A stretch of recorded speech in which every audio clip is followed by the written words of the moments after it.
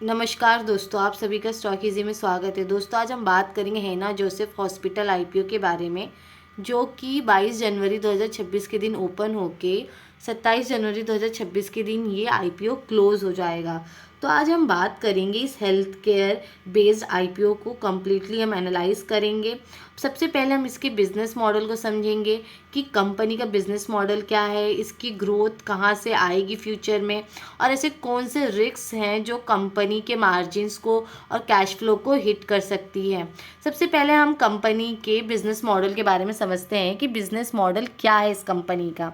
ये company hospital और health care service provide करती है। अब कंपनी का रेवेन्यू कहाँ से आता है? Inpatient service, surgery, ICU, hospital stay से, और दूसरा है आउट पेशेंट सर्विस। उसमें है doctor consultation, diagnostic and radiology और पैथोलॉजी टेस्ट से इनका इनकम जनरेट होता है। ये जो कंपनी है, इनकी कंपनी का रेवेन्यू अगर हम इसको सिंपल शब्दों में समझे तो पेशेंट आते हैं, ट्रीटमेंट होता है, हॉस्पिटल चार्ज लेता है और इंश्योरेंस या पेशेंट पेमेंट, फिर उसके बाद रेवेन्यू यहाँ पे जनरेट हो जाता है। अब हम बात करते हैं कंपनी के बिजनेस ग्रोथ के बारे में, यानी कि ऐसे कौन कौन सी चीज़ें हैं, ऐसे कौन कौन से ग्रोथ है जो कि फ्यूचर में कंपनी को ग्रो होने में हेल्प कर सकती है। तो यहाँ पे सबसे पहला यही एक सबसे बड़ा जो यहाँ पे इनका पॉजिटिव पॉइंट ये है कि इंडिया में पॉपुलेशन बढ़ रहा है, लाइफस्टाइल डिजीज़ इंक्रीज़ हो रही है, जिसकी वजह से हेल्थ केयर सेक्टर डिमांड में आ जाएगी और लॉन्ग टर्म में ये सेक्टर और स्ट्रॉन्ग होते हुए दिखेगा। और दूसरा यहाँ पे अगर हम और बात करें जो कि इनके लिए अपॉर्चुनिटीज़ हैं, ग्रोथ है, जैसे इससे हॉस्पिटल बेड्स का यूटिलाइजेशन बढ़ेगा, फिक्स कॉस्ट सेम रह जाएगी और प्रॉफिट यहाँ पे इनका इम्प्रूव हो जाएगा। ये जो कंपनी है, ये एक मेडिकल एजुकेशन कोर्स भी है इनका, जो कि इनका एक एक्स्ट्रा इनकम स्ट्रीम है। अब हम बात करते हैं कंपनी के रिस्क के बारे में, यानी कि कंपनी में से कौन कौन से रिस्क है जो फ्यूचर में कंपनी के मार्जिन्स को हिट कर सकती है, इनके कैश फ्लो को हिट करेगी।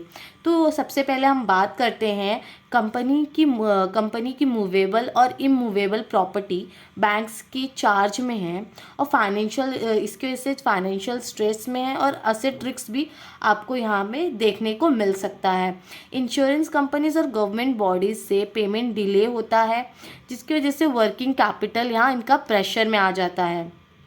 और यहाँ पे जो प्रमोटर्स है उनका इस कंपनी में सिग्निफिकेंट कंट्रोल रहेगा।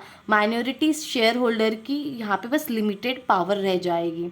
और यहाँ पे आपको इस बिज़नेस में प्राइसिंग प्रेशर भी देखने को मिल सकता है। अगर मेडिसिन और कंज्यूमेबल अगर महंगा हो गया और कंपनी जो कॉस्ट है वो पास ऑन नहीं कर पाई, तो यहाँ पे डायरेक्ट इनका मार्जिन हिट हो सकता है।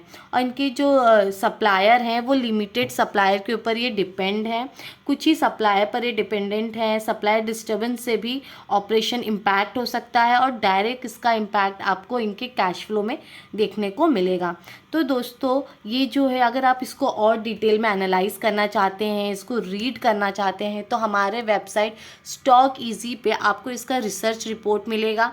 यहाँ पे आकर आप इसको और डिटेल में एनालाइज कर सकते हैं, समझ सकते हैं इसके फाइनेंशियल्स को कि इनका रेवेन्यू कहाँ कहाँ से आ रहा है, कितने परसेंट में आ रहा है और ये कहाँ से, आप इसको और डिटेल में यहाँ पे एनालाइज कर सकते हैं। तो दोस्तों, आज के लिए हम यही रुकते हैं। अगर ये वीडियो आपको यूज़फुल लगा है तो लाइक, कमेंट, सब्सक्राइब ज़रूर करें।